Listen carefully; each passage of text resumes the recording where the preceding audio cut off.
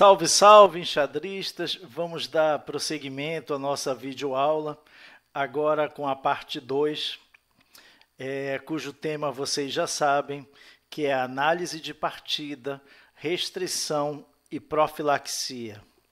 Bem, eu selecionei uma segunda partida aqui, para a gente poder analisar, uma partida que eu joguei de pretas ano passado, no Campeonato Amazonense Absoluto de Xadrez, contra o enxadrista Sebastião Mussi. Vamos lá? A partida iniciou com D4, eu segui com o cavalo F6, C4, E6, e essa é uma continuação que as pretas costumam escolher em muitas partidas, não só de mestres, como jogadores de nível em geral, não é? E claro que aqui as brancas já têm algumas opções. O condutor das brancas jogou cavalo C3 e eu optei pela defesa niso-índia, que é uma defesa bastante interessante, especialmente do ponto de vista estratégico. Mas, como vocês devem saber, as brancas têm outras opções aqui no terceiro lance. Então, em vez de cavalo C3, poderiam também ter jogado cavalo F3. Essa é uma continuação bastante jogada. E aqui as pretas teriam algumas opções, como jogar B6, que entraríamos na defesa índia da dama, ou jogar D5. No caso, nós estaríamos aqui transpondo para a defesa ortodoxa no gambito da dama, né? Outra opção aqui seria jogar bispo B4 cheque, e aí nós temos a defesa bogo-índia. Ainda no segundo lance, as brancas têm uma terceira alternativa bem interessante, que é o lance G3, preparando o desenvolvimento do bispo pelo fianchetto na grande diagonal. Aqui as pretas têm duas opções principais. Uma delas é jogar D5, transpondo para as linhas mais importantes, aí mais jogadas da abertura catalã. E também uma alternativa muito interessante, que seria jogar C5, né, já atacando imediatamente o peão de D4 das brancas, e após D5 nós vamos ter uma estrutura de peões totalmente diferente, e é D5, CD5, D6, bispo G2, G6, cavalo F3, bispo G7, nós temos uma das variantes da defesa Benoni, né? No caso aqui as brancas estariam jogando a variante do fianchetto. Mas, voltando à partida, o meu adversário jogou cavalo C3, e claro que além da defesa niso-índia, havia a possibilidade de entrar aqui na defesa ortodoxa, gambito da dama, como eu já comentei. Bem, com bispo B4, as pretas, além de cravarem o cavalo, elas evitam o avanço E4 das brancas, porque, veja aqui, a gente pode entender claramente que lances como D5, que eu acabei de mostrar para você, e mesmo o bispo B4, eles têm um objetivo, né? Qual é? É que nesse momento, aqui, nós podemos marcar que a ideia das brancas é jogar E4, ficando com um forte centro. Então, a partir do momento que as pretas jogam bispo B4, elas evitam esse avanço. As brancas aqui jogaram E3. E3 é a chamada variante Rubinstein, né? Uma das mais importantes variantes aí, de aberturas que nós conhecemos. E claro que nessa posição as brancas teriam vários sistemas possíveis para combater a defesa niso-índia. Mas E3 é um lance que, a princípio, pode até surpreender algum jogador pelo fato de voluntariamente estar fechando a diagonal do bispo de C1. Entretanto, esse lance ele fortalece o centro das brancas, defendendo o peão de D4, e também facilita o desenvolvimento do bispo de F1, que deverá ir em algumas variantes para a casa D3. Bem, contra E3, o lance mais jogado é roque.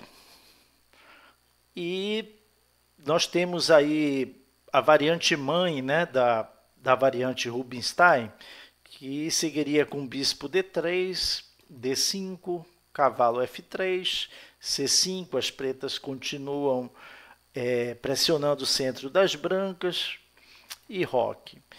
Então vejam aqui que essa é uma das linhas mais jogadas dentro da defesa niso-índia, e mesmo para quem não joga a defesa niso-índia, nem de brancas e de pretas, eu recomendo o estudo de partidas a partir dessa posição, porque, sem dúvida, elas são muito ricas estrategicamente e qualquer jogador vai se beneficiar do estudo dessas partidas nessa variante tão importante que é a variante Rubinstein da defesa niso-índia. Mas aqui eu joguei C5, que hoje não é o lance principal, mas que já foi jogado muitas vezes e tem uma ideia muito clara, já de imediato começar a pressionar aí o centro das brancas. Aqui uma possibilidade bastante comum é jogar bispo D3, e para sair um pouco daquelas ideias mais jogadas na variante Rubinstein, as pretas poderiam jogar com o cavalo C6, né? E depois tentar um plano com o bispo captura C3, jogar D6 e o avanço E5. Esse seria um outro plano que caracteriza aí o que se costuma chamar de variante Ibner da defesa niso-índia. Mas o meu adversário jogou cavalo de G2, que é um lance que tem um aspecto bastante lógico, porque defende o cavalo de C3 e agora impede que as pretas dobrem os peões na coluna C. E a outra ideia das brancas aqui, depois de cavalo de G2, é claramente jogar A3, sendo que as pretas ficariam num dilema, porque se capturar o cavalo, vão ceder o par de bispos sem ter piorado a estrutura de peões das brancas. Enquanto que, se recuar, nós vamos perceber que as pretas teriam perdido tempos, né, com esse bispo. No entanto, fica claro também que o cavalo em E2 muitas vezes não é a casa ideal para desenvolver, já que em F3 ele estaria provavelmente mais ativo. Aqui eu segui com a ideia bem natural, que é de trocar o peão de C pelo peão de E, clareando aí um pouco a questão do centro, né? E nessa posição, a variante principal é D5, que nós vamos até já entender o motivo, né, desse lance ser mais jogado. Novamente, é um lance que posiciona um peão central na quarta fileira e tenta disputar aí espaço no centro com as brancas, né? Eu joguei roque, que é um lance inteiramente jogável, e claro que as brancas seguem aqui a sua ideia, que é de atacar o bispo. Bispo E7 aqui é um lance natural.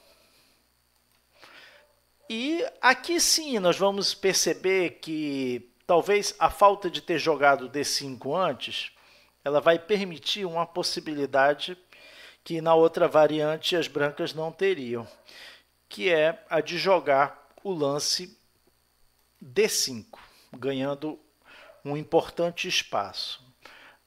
Mais uma vez, o que a gente percebe aqui, e é comum em muitas variantes da Niso-Índia, é que, apesar das brancas terem espaço, é muito comum, uma vantagem de espaço branca, mas é muito comum que haja uma compensação para as pretas que é de um mais rápido desenvolvimento.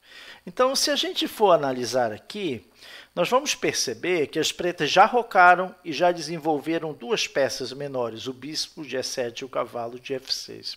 Enquanto as brancas só desenvolveram duas peças, o cavalo de C3 e o cavalo E2, e ainda estão um pouco distantes de efetuar o roque, o seu rei ainda está no centro, né? Então, isso costuma compensar a desvantagem de espaço, ou mesmo em outra ocasião que não essa, que é a desvantagem do par de bispos, mas as pretas têm um desenvolvimento geralmente mais rápido.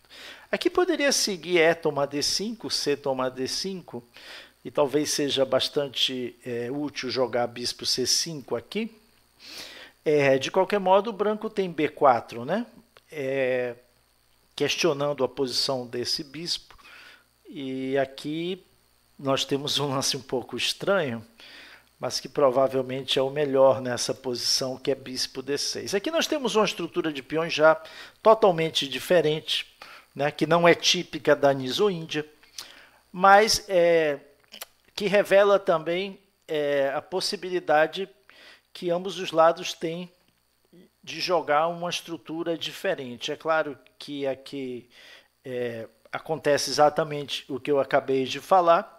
As pretas têm um melhor desenvolvimento, mas as brancas têm vantagem de espaço e a posição ela é pouco clara, né? É muito difícil avaliar aqui se algum dos lados tem vantagem. A posição ela é complexa. Mas jogando mais dentro, digamos entre aspas, da normalidade da estrutura e do desenvolvimento, da estrutura de peões e do desenvolvimento de peças dessa variante específica, as brancas jogaram cavalo F4. Esse cavalo tem uma posição assim bastante interessante nessa casa, né? E ele vai estar ali pressionando o ponto D5. As pretas precisam jogar esse lance, né, para disputar o espaço aqui no centro. E por um instante, ou na verdade por vários instantes, haverá o destaque a ser dado na questão do centro para essa casa aqui D5, né? Sem dúvida. E por isso que aqui parece ser o mais preciso mesmo, jogar C toma D5. E as pretas devem retomar de cavalo, as brancas devem provavelmente trocar aqui o seu cavalo, que parece menos ativo do que o de F4, o cavalo D5 é D5, e aqui uma continuação normal seria bispo D3.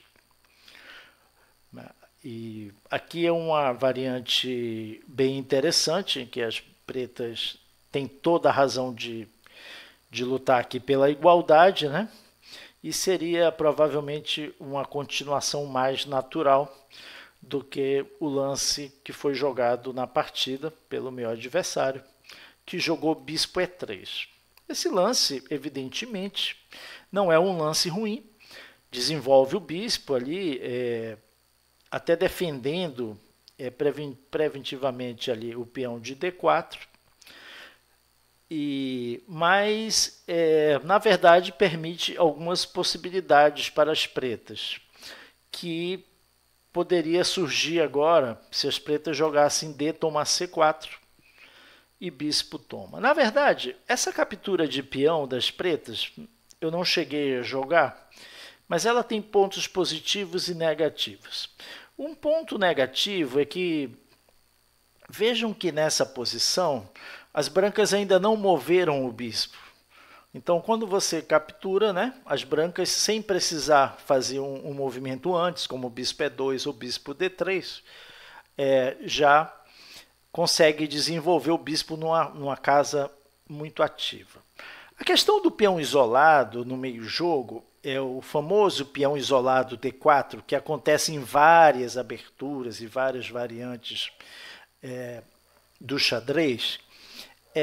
Sempre tem lados positivos e negativos.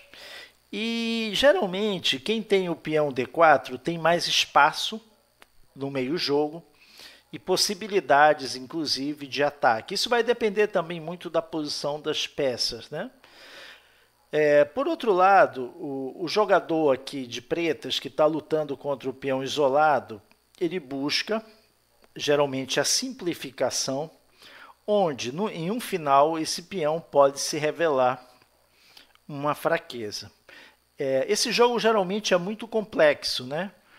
E não é fácil, baseado na minha experiência, nem jogar com o peão isolado, nem jogar contra o peão isolado. Então, requer, digamos assim, um refinamento maior e um bom conhecimento desse tipo de estrutura.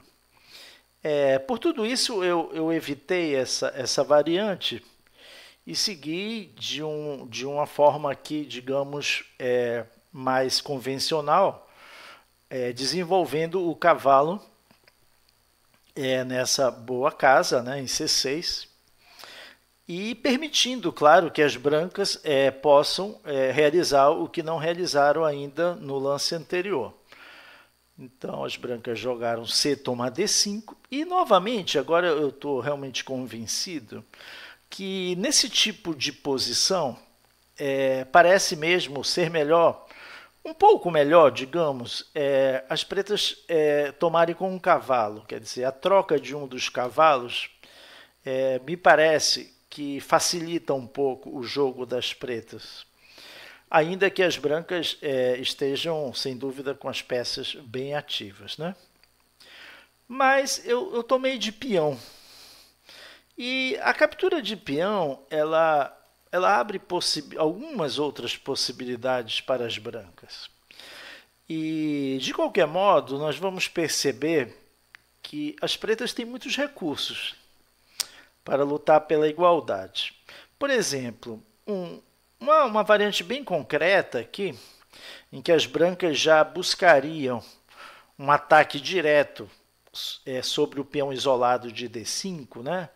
Tem a setinha mostrando aí também que a dama pressiona o peão de B7, dificultando a saída do bispo das pretas de C8. Mas aqui as pretas têm um lance muito bom que resolve os problemas dessa posição, que é cavalo A5, né? Esse ganho de tempo em cima da dama é muito importante. Claro que as brancas podem manter a pressão aqui, no ponto D5, fazendo um lance um pouco incomum, né? A dama ficar em A2 nessa altura da partida chega a ser raro até, mas aí há uma pressão, né? Em cima desse peão isolado aqui. Mas vejam que depois de dama A2, as pretas podem jogar inclusive bispo E6 para defender o peão. Então, com bispo E6, as pretas não devem ter receio, por exemplo, de um ataque aqui com B4, porque, como a gente já falou, aqui as pretas estão muito melhor desenvolvidas, já rocaram, né? Enquanto as brancas ainda não rocaram, rei no centro, o bispo em F1. Então, um jogo assim mais agudo vai beneficiar as pretas, né? Que tem as peças melhor colocadas. Então, se pode jogar um torre C8, que é muito forte, e depois de torre C1, cavalo C4. Veja que o cavalo fica nessa casa forte, né? Que é, claro, uma casa fraca do campo das brancas. Aqui, depois de bispo toma cavalo, as pretas podem, inclusive, tomar de D, sem nenhum receio dessa troca aqui. Vejam que nessa posição a gente pode até fazer uma comparação, né, entre as duas torres pretas e as duas torres brancas, e vamos perceber que as torres pretas têm melhores perspectivas, né? de jogo do que as torres brancas. O próprio peão isolado aqui, o peão isolado das brancas aqui em D4, e as pretas também têm um peão isolado em E6, mas a gente pode verificar que como os dois bispos são de casa preta, então provavelmente é mais inconveniente até que o peão isolado esteja na casa preta, né? Então é mais provavelmente inconveniente para as brancas. Aqui então a gente pode dizer que essa posição as pretas já têm uma pequena vantagem, uma pequena, né? Mas consistente vantagem. Voltando aqui naquela posição, em vez de B4, uma possibilidade seria tomar esse bispo diretamente. E aqui surge uma outra questão da estratégia do xadrez, que se fala muito em vantagem do par de bispos. E é claro, né, que eu diria até que na maioria dos casos o par de bispos chega a ser uma vantagem, né, comparado com o par de cavalos ou com bispo e cavalo do oponente.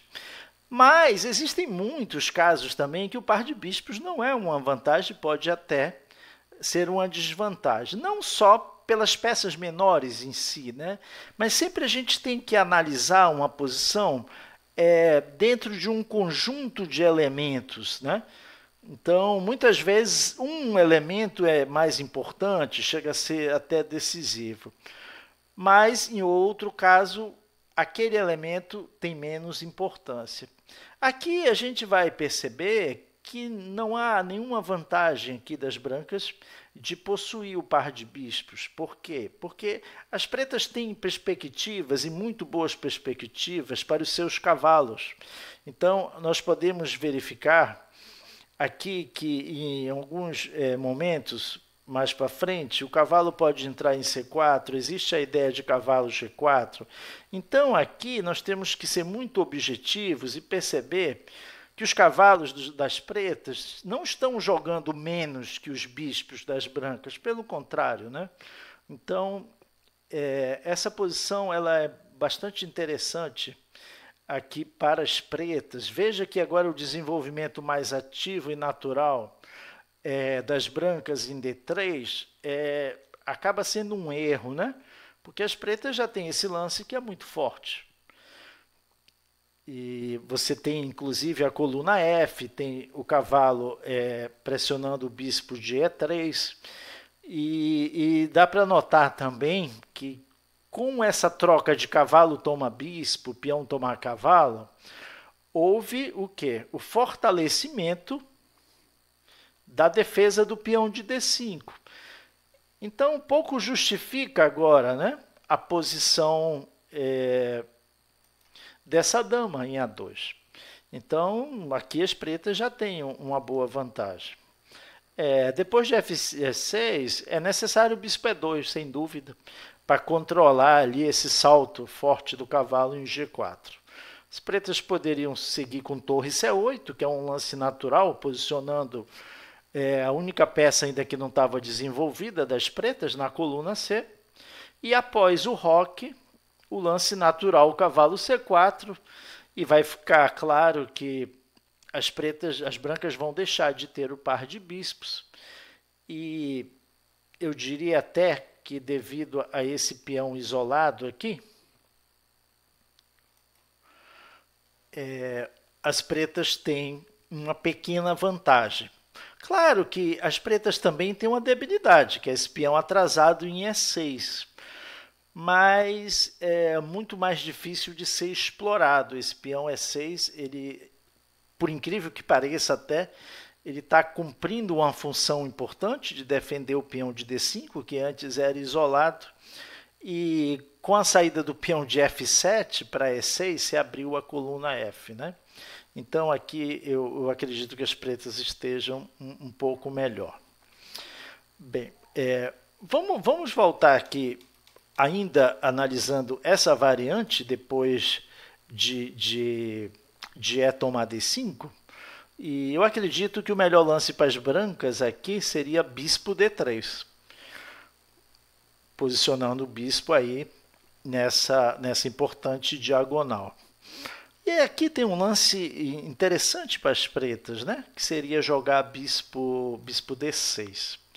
Veja que aqui nós temos uma possibilidade que sempre tem que ser bem avaliada, né? Para ver se vale a pena mesmo as brancas ganhar esse peão aqui. Por exemplo, cavalo de... Pode ser cavalo de FD5, né? Cavalo toma, cavalo toma.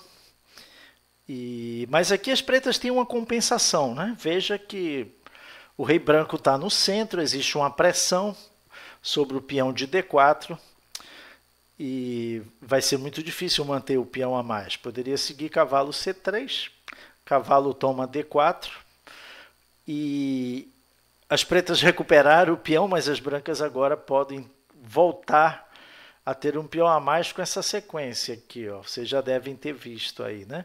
Bispo toma H7, rei toma H7, dama toma D4. E aqui também seria possível continuar com bispo E5, dama toma D8 e torre toma D8. Então aqui a gente teria um final em que as brancas teriam um peão a mais. Ali o peão a mais, se a gente for comparar, estaria ali na coluna H.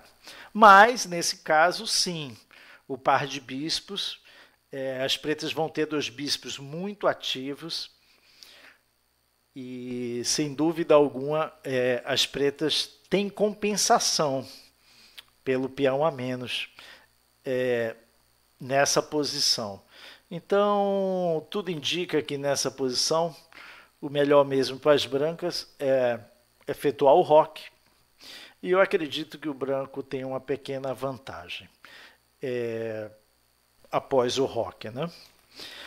Sim, no entanto, em vez de bispo D3, as brancas jogaram aqui bispo E2,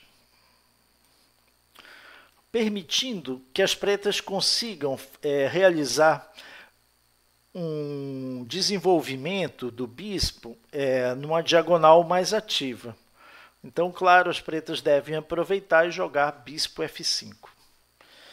E aqui, novamente, nós poderíamos voltar a analisar aquele lance, dama B3, que pressiona o peão de D5 pela terceira vez e agora também o peão de B7. Mas aí, novamente, é algo típico, né? Sempre temos esse lance que é muito bom. E depois de dama A2, existe até uma possibilidade que a gente deve considerar das pretas jogarem cavalo C4, sacrificando um peão. Bispo toma cavalo, peão toma bispo, dama toma bispo. E depois de bispo D6, novamente, devido à questão do par de bispos, as peças pretas estão muito ativas e há uma compensação aí para as pretas pelo peão a menos. Claro, nem todo mundo gosta de jogar esse tipo de posição com peão a menos, em que se vai buscar um elemento dinâmico, né, que é a atividade e a coordenação das peças, para compensar um outro elemento estático, que é a questão do material, no caso aqui com um peão a menos, né? Mas com o estudo das partidas, nós podemos compreender de que forma se pode aproveitar muitas vezes uma vantagem, né, na atividade das peças, que compensa e torna possível, torna bem interessante a possibilidade de sacrificarmos um peão, que é, nesse caso, um sacrifício posicional. Bem, aqui seria com dama B3. Outra possibilidade aqui seria o natural roque, né? As brancas poderiam simplesmente rocar e, novamente, as pretas teriam essa possibilidade aqui de jogar com bispo D6, né? Ativando aqui bastante esse bispo, né? Por essa diagonal. Poderia seguir torre C1 e depois de torre C1 nós poderíamos entender que nessa posição é um jogo mais ou menos equilibrado, né? É uma posição realmente que as pretas podem ficar satisfeitas estando elas tentando igualar o jogo, né? Outra possibilidade seria bispo F3, né? Já aumentando a pressão direta ali no peão de D5, né? Mas nesse caso, se pode jogar com bispo F4 e bispo F4, recuperando, e dama B6. Então vejam que as brancas também, claramente aqui tem pontos fracos, né? Que no caso seria o peão de D4 e o peão de B2. Então, poderia seguir cavalo D5, cavalo toma D5, bispo D5, dama B2, e as pretas já recuperaram o peão, né? Uma linha aqui que levaria a total igualdade seria bispo toma cavalo, peão toma e D5. C toma, dama toma e bispo E6, com total equilíbrio. Mas aqui as brancas elas foram mais, digamos, ambiciosas, né? Tentando até um jogo original, mas que cria algumas fraquezas no campo branco. Então, o meu adversário jogou o lance G4. E aqui as pretas precisam tomar uma decisão, porque as pretas tinham um bispo em F5 bem colocado, certo? Mas com esse lance, evidentemente não é possível manter esse bispo. Até na diagonal é possível, mas para qualquer casa que ele vá na diagonal, ele poderá ser trocado por um cavalo.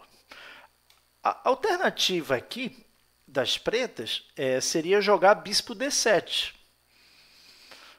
Com G4, as brancas elas realizaram um certo enfraquecimento, mas conseguiram tirar o bispo daquela excelente casa. E novamente vai surgir aquele tema do sacrifício posicional de peão, né? Porque depois de cavalo toma D5, cavalo toma D5, bispo D6, as brancas ganham um peão. Mas vejam que o lance G4 enfraqueceu a ala do rei das brancas. E a possibilidade do branco rocar grande também não chega a ser algo assim, digamos, interessante. Por quê? Porque a ala da dama das brancas já está debilitada, as pretas têm uma coluna C aberta, né? E manter o rei no centro geralmente também não é bom. Então, o branco provavelmente teria que rocar pequeno, mas com problemas, né? Com casas fracas aqui na sua ala do rei. Então, ganhar um peão nessas circunstâncias, com certeza, é bastante arriscado. Eu não cheguei a jogar bispo D7 e tomei uma outra decisão, que foi a de jogar bispo E4. Esse lance tem um ponto interessante ao atacar a torre, mas é claro que esse bispo ele vai ficar sempre vulnerável a uma troca, né? As brancas, no momento que quiser, podem trocar o seu cavalo de C3 pelo bispo de E4.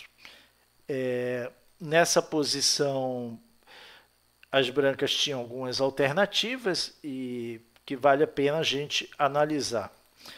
Eu gostaria de apenas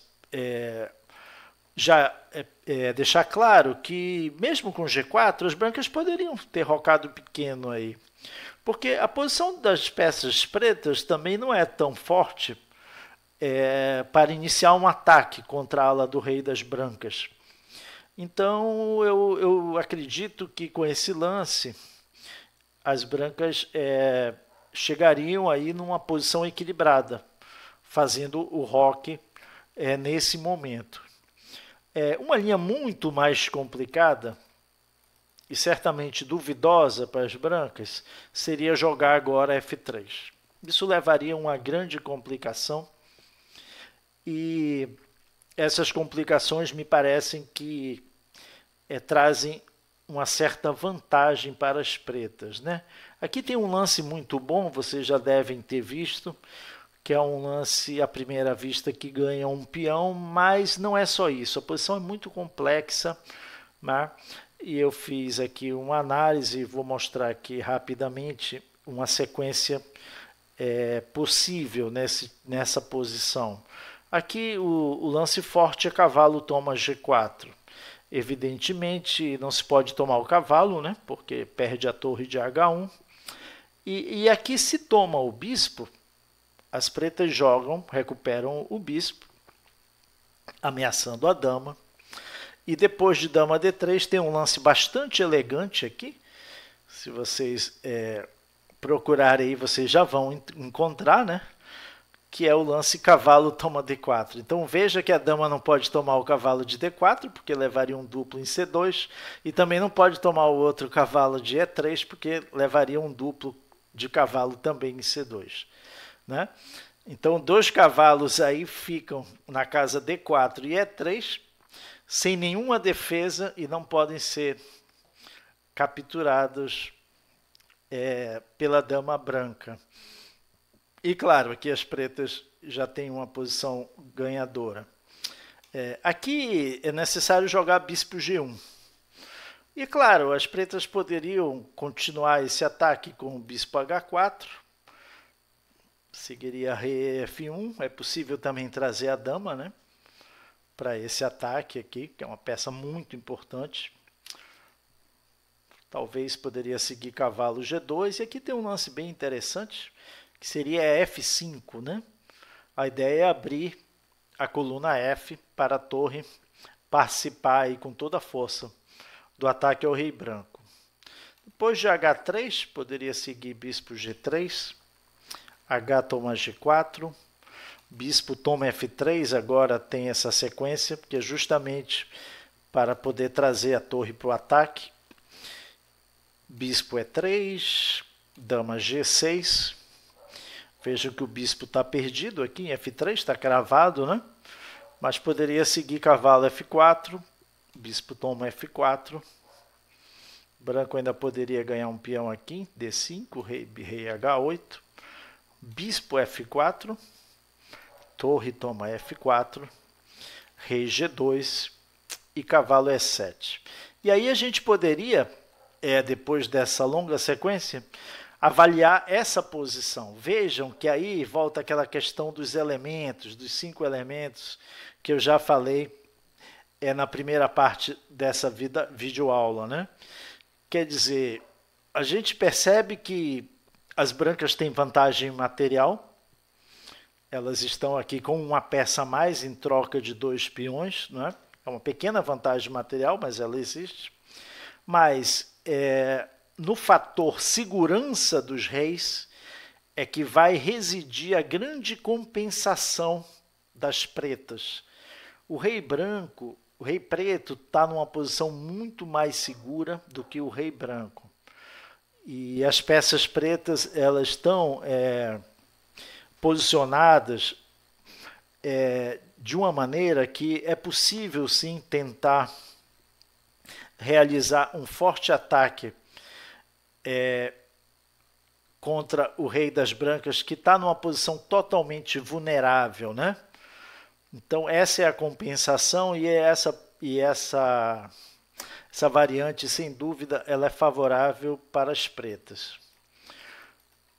Bem, na partida, as brancas jogaram um lance que muda bastante também o caráter dinâmico da posição, né?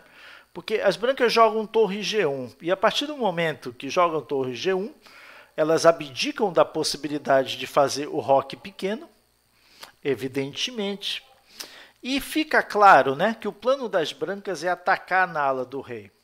O que ocorre é que a gente vai fazer aquela pergunta, mas aí o rei das brancas vai ficar no centro, vai rocar grande? A gente já viu que o rocar grande é arriscado, né? Porque a ala da dama das brancas está muito debilitada. Mas o rei podia ficar no centro, né? Desde que as pretas não tenham possibilidades de atacar o rei. De qualquer modo, em situações assim, a torre branca de A1, ela dificilmente vai poder incorporar aí no ataque, porque há um problema claro aí de conexão das torres, né? Então, nesse caso do desenvolvimento, as pretas têm uma vantagem clara. Mas esse lance torre G1, ele é interessante, porque a ideia é avançar o peão de G5, tirando o cavalo dessa forte casa, e depois capturar o bispo das pretas com o cavalo, bispo de E4, o que facilitará depois que as brancas possam jogar pelas casas brancas, né? Então, aqui seria possível até jogar bispo D6, mas após G5, bispo toma cavalo, cavalo é 8, aquela captura que eu falei, que é importante para as brancas, e D5, e mesmo com cavalo E7, nós vamos chegar numa posição pouco clara, difícil até dizer quem está melhor aqui, porque as brancas ainda continuam com problemas de desenvolvimento, mas agora o par de bispos das brancas é mais forte que o par de cavalos das pretas, né? Então, essa seria uma variante, de qualquer modo, bem arriscada para as pretas. Então, eu preferi jogar um lance natural que impede G5, que é o lance H6. A gente, muitas vezes, em outras aberturas, outras variantes, a gente evita fazer um H6 porque pode ocorrer que depois de H4 se tenha um ponto de ruptura em G5, né? Então aqui a ideia das brancas pode ser exatamente jogar H4 e depois G5 e abrir a coluna e abrir o roque das pretas.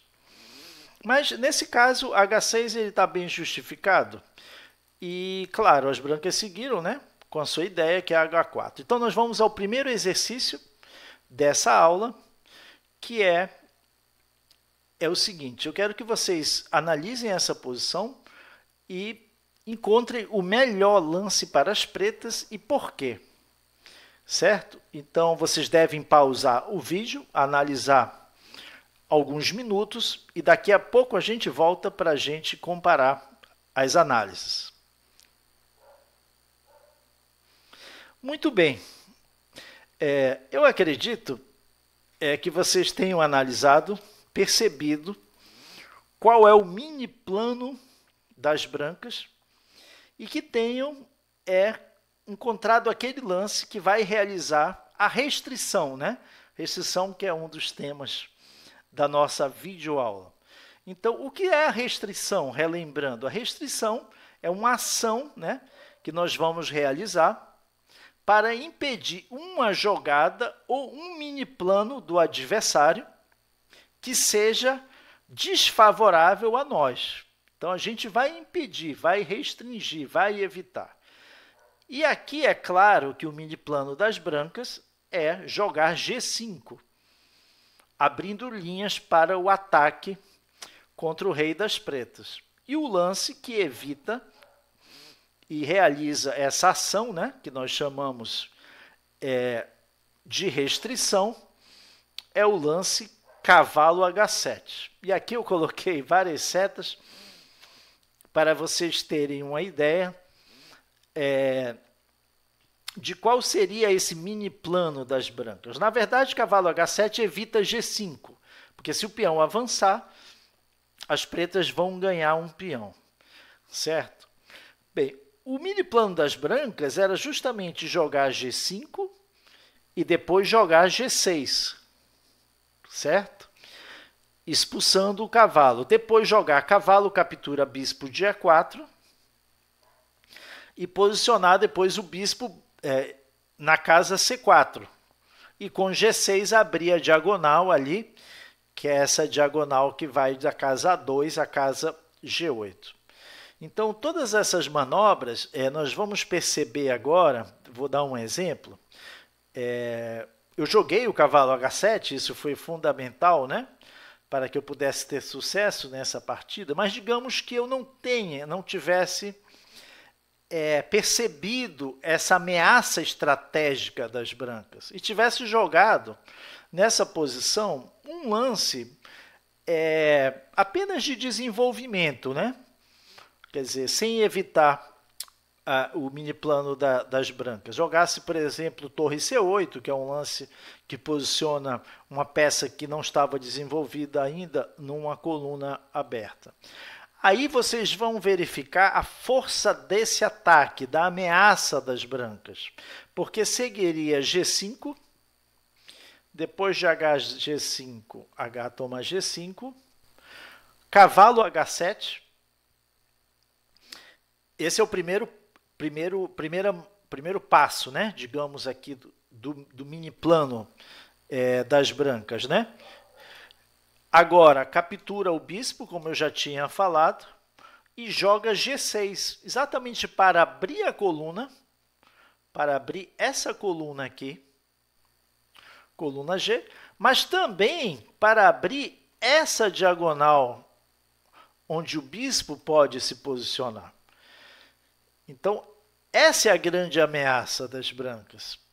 As pretas poderiam jogar cavalo G5, mas depois de G toma F7, torre toma F7, cavalo G6, ameaçando ali capturar o bispo, né? O bispo de E7, que é uma das peças que está defendendo o cavalo de G5, aí ganharia material, se pode tentar salvar o cavalo, mas depois de torre G2, as brancas estão ganhas, sem precisar rocar, com o rei no centro, mas com um ataque fortíssimo, né? Aí as brancas teriam todo o sucesso que queriam com o seu plano. Então o bispo está ameaçando entrar em C4, cravando a torre, ou em G4, atacando o cavalo e a torre de C8, e aqui o ataque das brancas já é decisivo. Então vejam como tinha um veneno muito grande, né? Esse ataque das brancas, que poderia em poucos lances chegar a uma posição ganhadora. Por isso o cavalo H7 é fundamental.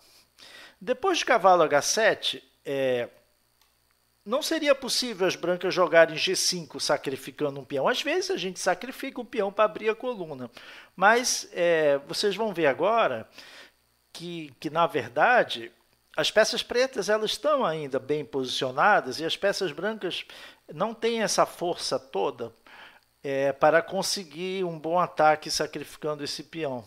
Então depois de HG5, bispo toma. Poderia seguir cavalo toma bispo, peão toma, e, por exemplo, D5. As pretas estão com peão a mais, né? E aqui é interessante jogar cavalo E7. Depois de dama D2, cavalo F5. E se roque grande, nós podemos até tomar esse bispo aqui. F3. E depois de dama D6, as pretas têm um peão a mais e têm uma pequena vantagem. Claro, as peças brancas agora melhoraram a sua atividade, tem um peão D5 passado que pode realmente trazer um certo perigo, mas com um peão a mais aqui, as pretas certamente estão numa posição um pouco melhor. Outra possibilidade aqui seria jogar um dama D2, mas aí nesse caso as pretas já recuperam, né? O peão a menos, ou recupera o peão a menos? Não, desculpe, vão ganhar um segundo peão, né? E aqui mesmo com um par de bispos, com 2 peões a mais, as pretas têm clara vantagem para esse final. Então, a contragosto, certamente, né? As brancas jogaram nessa posição o lance H5. E aí houve realmente, né, você vai perceber que claramente o mini plano que se iniciaria com G5, ele foi evitado porque há um total controle aí da casa G5 agora por parte das pretas. Aqui tinha um lance interessante, que seria o lance mais forte para as pretas, seria bispo H4. E depois de rei F1, torre A8, né, posicionando a torre nessa coluna aberta, é muito importante esse desenvolvimento. Cavalo toma bispo, o bispo está forte, D toma E4, a gente pode também dizer que as pretas estão um pouco melhor e, claro, novamente, a questão do par de bispos aqui não tem a menor importância, porque os cavalos das pretas têm boas perspectivas e o que conta aqui, para a gente avaliar posicionalmente que as pretas estão um pouco melhor, é justamente a posição dos reis, né? A posição do rei das brancas é muito mais insegura do que a posição do rei das pretas. Mas eu não joguei esse bispo H4 e joguei um lance que também é bem interessante. Cavalo G5. O cavalo aqui se situa numa boa casa, né? E existe também a possibilidade do bispo agora poder recuar para a casa H7, né? Então, as brancas jogaram F3, eu segui com bispo H7, e a ideia aqui era exatamente sacrificar esse peão de D5, porque com a posição do rei no centro, o importante é abrir linhas para tentar explorar a posição vulnerável, né, desse rei. Então, a questão material aqui ela não é tão importante, né, já que as pretas podem obter compensação com ataque. Então, cavalo de F toma D5, torre E8, né? Importante ativar, como eu já acabei de falar, a torre por essa coluna. Rei F1, o rei está numa posição perigosa, melhor retirar ele da coluna E. E bispo F6 está muito bom também. Por quê? Porque desobstrui aí a coluna E e coloca a torre exercendo uma forte pressão, né, nessa coluna. E aqui nessa posição, a melhor possibilidade para as brancas seria jogar a dama D2, tentando trazer a torre de A1 aí para o jogo. Mas após cavalo A5, ameaçando duplo, torre E1, cavalo B3, dama D1, nós temos um sacrifício de qualidade bem interessante aqui, que seria torre toma bispo, cavalo E3 e cavalo toma D4. Então veja que, nesse caso, você sacrifica a qualidade por um peão, mas as pretas têm peças muito ativas e o que vai pesar muito na avaliação é a posição do rei das brancas, né? Que eu tenho repetido aqui já várias vezes, o rei está muito mal colocado, né? Os peões não estão ali posicionados para proteger o rei branco. Então, depois de cavalo CD5, seria possível jogar bispo E5 aqui. E mesmo depois de F4, posso jogar esse interessante lance, bispo E4. Claro que se F toma E5, o bispo toma cavalo, né? Não é possível as brancas tomarem o cavalo de D4, porque tem aí o descoberto em G2, né? E claro que o que a gente percebe aqui é que apesar das brancas terem uma qualidade a mais, mas as peças pretas são muito ativas, né? Então as brancas têm muita dificuldade aqui de coordenar, né? Tem muitas fraquezas, né? A ala do rei das brancas. E depois de F, G5, se pode também incorporar aqui claramente a dama das pretas e tem um peão pela qualidade e forte ataque. Sem dúvida as pretas têm compensação aí pelo material a menos. Mas as brancas, nessa posição, jogaram cavalo toma bispo, que poderia ser uma tentativa de diminuir o número de peças e talvez tentar frear um pouco o ataque das pretas, né? Que a gente poderia chamar de contra-ataque. As brancas estavam tentando atacar, mas agora começam a levar um forte contra-ataque. Claro, a questão é que a dama das pretas agora fica muito ativa e com a saída de D8 se permite que a torre tenha a possibilidade depois de vir para a casa D8, né? E jogar muito forte aí pela coluna D. Nessa posição aqui, as brancas jogaram bispo toma cavalo, porque esse cavalo realmente estava pressionando a posição das brancas, né? E aqui nós vamos ao nosso exercício número 2, tá? Eu quero que vocês analisem essa posição. Nós temos praticamente duas alternativas só. É necessário capturar, né, o bispo das brancas, G5. Então você tem a possibilidade aí de tomar com o peão, o bispo, ou com a dama. Então eu quero que vocês analisem alguns minutos, né, e encontre aí qual a melhor resposta para as pretas e justifique. Dá uma pausadinha aí no vídeo e já já a gente volta. Muito bem, eu espero que vocês tenham encontrado o melhor lance e tenham compreendido qual o verdadeiro motivo para que as pretas tenham jogado esse lance, que foi muito importante, essa decisão aqui, né? Existem aqueles momentos críticos do jogo, e esse era um dos momentos críticos, porque se as pretas fazem a captura incorreta, a minha avaliação é que as brancas ainda vão ficar um pouco melhor nessa posição, né? Vai haver uma pequena reviravolta. Mas se as pretas jogam o lance correto, as pretas vão ficar praticamente ganhas estrategicamente. Então, é muito interessante isso aqui, como é o xadrez, né? Tem alguns lances realmente que são muito decisivos. Então, aqui nessa posição, se as pretas jogam dama toma bispo, o que ocorre, né? Ocorre que é possível jogar D5. E depois de cavalo E5, dama D4. Então, com a dama indo para D4, a possibilidade de conectar as torres, as possibilidades de ataque agora das pretas diminuíram muito. Não vamos esquecer, né?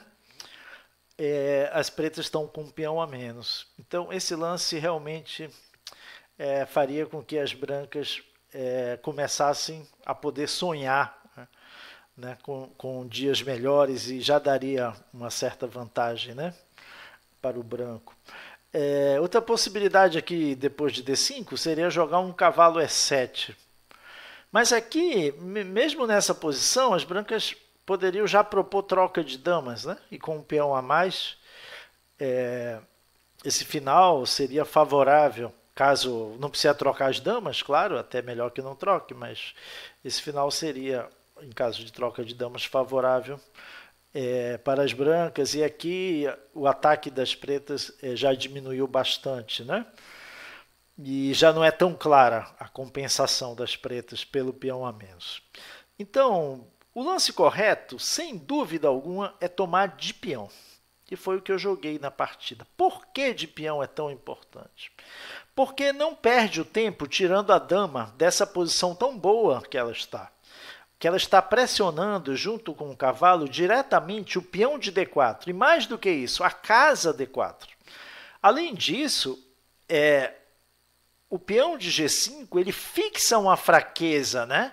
Fixa esse peão atrasado aqui, de F3, e a casa que está na frente do peão atrasado, nós sabemos que é uma casa fraca e forte para o adversário, né? E essa casa ela pode, no futuro, ser utilizada pelo cavalo das pretas. Então, esse lance ele é fundamental e deixa as pretas numa posição assim excelente. Se quiser salvar o peão aqui com D5, as pretas têm um lance aqui que traz o cavalo com toda a força, né? Quer dizer, com a pressão aí em cima do ponto E2 e a pressão em cima do ponto F3, vamos marcar aqui só para destacar. E então você pode claramente jogar, tá ameaçando o cavalo, toma bispo e depois tomar em F3. E a posição do rei das brancas é uma posição muito triste, né? Vai levar ataque, muito ataque, né? Então, aqui as pretas estão ganhas também facilmente, né? E devido a isso, as brancas jogaram rei G2, tentar melhorar um pouco a posição do rei e claro, a troco de defender o peão. Então, seguiu o cavalo toma D4, né? As brancas jogaram bispo D3, houve essa troca de bispos. E agora, olha que interessante, né? O simples lance cavalo E6, claro, ameaçando o duplo, vai se salvar o duplo, a dama sai. Mas essa posição é aquela posição em que não há um reamate direto, né? E também não há, por parte das pretas, nenhuma vantagem material. O material está equilibrado. Mas se nós formos avaliar aqueles elementos, os 5 elementos, nós vamos perceber claramente que as pretas estão ganhas estrategicamente. Quer dizer, a médio e longo prazo, a posição vai acabar ficando insustentável. E a grande vantagem dentro daqueles 5 elementos que a gente falou, que é o material, a posição dos reis, a coordenação e atividade das peças, a estrutura de peões e o tempo, né? O fator tempo, né? Aquele fator tempo que é importante nas sequências forçadas, nas combinações, na parte dinâmica do jogo.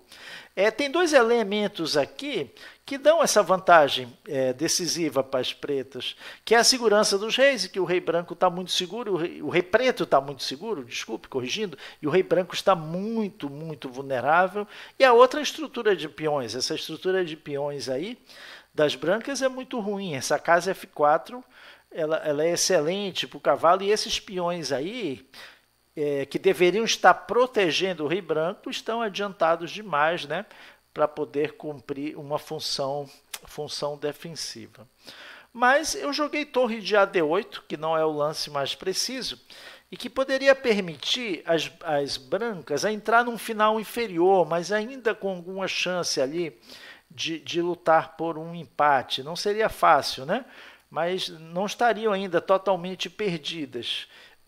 Por exemplo, se torre de G é 1, poderia seguir cavalo E2, dama F5, cavalo F4, rei H1, dama toma F5, G toma F5 e cavalo toma. As pretas teriam aí um final com um peão a mais, né? Mas nós teríamos ainda uma luta aí nesse final, ainda que as pretas com o jogo correto pudesse chegar aí à vitória, né? Mas as brancas jogaram torre a E1, e claro que as pretas também teriam possibilidade de entrar nesse final aqui, ó, com cavalo E2, dama toma, torre toma, torre toma, torre D3, torre F1 e dama C6. Aqui as pretas têm dama por torre e cavalo. Tem uma clara vantagem, mas é ainda um final muito trabalhoso aí, né? A vitória das pretas certamente não está perto.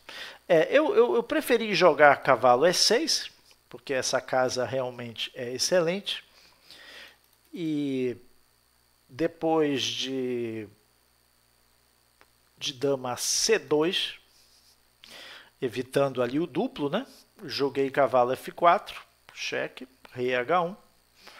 E agora eu fiz um lance muito importante. Veja que uma das coisas que eu acho importante no xadrez é que muitas vezes não há uma ameaça e a gente precisa fazer um lance posicional. E um dos critérios que nós podemos utilizar, e eu utilizo às vezes nas partidas, verificar a posição das minhas peças. Por exemplo, o meu rei em G8, começando pelo rei. O meu rei em G8, tem como melhorar a posição dele agora? Não, não tem. Rei G8 tá bom aí. As torres de D8, de E8, elas têm como melhorar nesse momento? Não. O cavalo de F4, tem como melhorar a posição dela? Não, no momento a melhor casa é F4. Mas nós vamos verificar que a dama de F6 ela pode ir para uma casa melhor, onde ela vai estar mais ativa e vai criar ameaças e vai dificultar o jogo das brancas. Então, o lance correto aqui é dama C6, porque ameaça diretamente um ponto fraco aqui das brancas, né? Que é esse peão aqui atrasado de F3, e também está cravando o cavalo. Então veja que com esse lance as pretas intensificam a sua vantagem posicional. Então seguiu torre toma, torre, cheque, né? Torre toma, e as brancas agora defenderam o peão. Aqui tinha um lance fantástico do Komodo 10, que eu fiquei muito impressionado, e realmente é um lance de computador muito difícil de se jogar um lance desse na partida, né? Mas eu achei tão belo aqui, que eu coloquei inclusive na base. Esses comentários todos aqui estão na base de partidas, que a gente envia para vocês também, né? Além da videoaula, claro. E eu queria mostrar rapidamente aqui para vocês que tem um lance fantástico, né? Quem quiser, eu não coloquei como exercício, é um lance, um exercício assim de um grau de dificuldade muito grande, né? Então eu não coloquei como exercício, mas se alguém quiser parar o vídeo, né, e analisar para encontrar esse lance, que é o lance mais forte, mas realmente muito difícil de ver, mas acho que vale a pena também, né? Quem quiser treinar aí num exercício de um grau de dificuldade muito alto, tá? Então quem quiser dar uma pausadinha aí, né? Para e analisa e depois vem verificar aqui com a gente a solução, né? Mas aqui seria o F5. Esse F5 é um lance fantástico, muito difícil de ser imaginado, porque a ideia aqui é que se dama toma F5, tem um lance ganhador, e esse até um pouco mais fácil de ver, mas ver isso antes do F5 não é complicado, né? É que seria o torre E1, né? Desviando a ação da torre. Então, se torre toma, aí nós vamos ter uma sequência de mate, né? Não importa rei H2, rei G2 já tem mate aqui, né? Então, mas a pergunta que se faz é, e se G toma F5, né? Qual a necessidade de trocar, de entregar esse peão? Mas aqui tem uma sequência muito concreta que o computador nos passa, que é a torre E3, ameaçando esse peão. Tinha a torre E3 antes também, né? Mas o detalhe é que agora, depois de dama F2, você tem dama E8. Então, com esse dama E8, você percebe a importância de ter forçado ali o G toma F5, né? Porque você ficou aqui com o peão H5 fraco e também esse peão F5 fraco, né? Então, depois de dama H2, você pode jogar um dama F7 e você vai recuperar o peão sacrificado e você só piorou mesmo a posição das brancas. Essa é uma sequência que tem a parte tática e a parte posicional, né? Mas muito difícil de ser encontrado, mas muito instrutivo, realmente. A gente também aprende, né? Com as análises dos programas, né? De análise. Bem, mas voltamos aqui. Como a gente é humano, né? Não deu para jogar esse F5 mesmo, mas eu fiz um lance que eu considerei que era muito forte aqui nessa posição, que é cavalo E2. Porque justamente aproveita que o cavalo está cravado, né? Tem essa ameaça aqui direta de duplo, e existe uma pressão muito grande aqui na posição das brancas. Mas, na verdade, as brancas teriam um lance ainda que daria para lutar. Esse é o detalhe, né? Por isso que F5 seria mais forte. É que as brancas ainda poderiam jogar torre F2.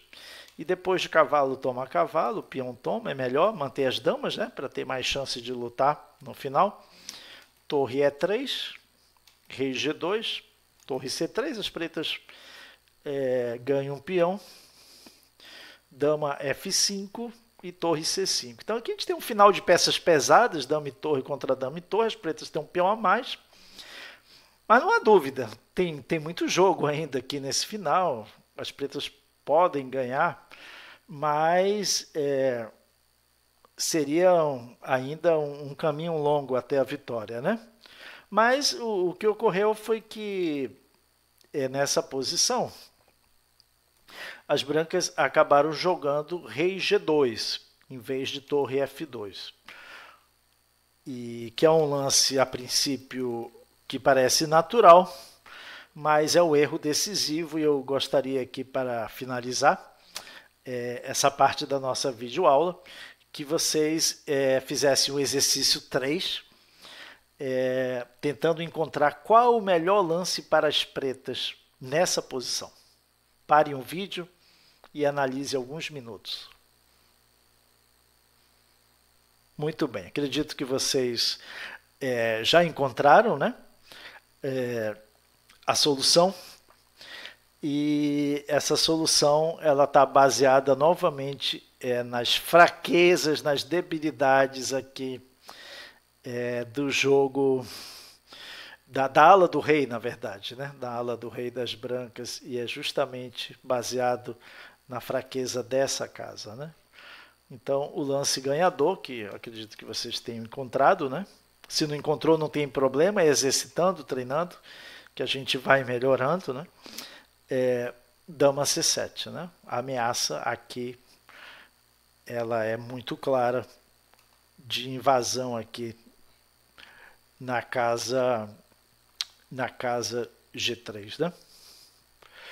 E aí nessa posição as brancas acabaram jogando dama toma cavalo, torre toma, cavalo toma, mas aí o final já é completamente perdido. Seguiu dama C2, torre F2, dama toma B2, ganhando um peão, A4, as pretas foram atrás de mais peão, dama B4, cavalo G3 e dama A4, e aqui as brancas abandonaram.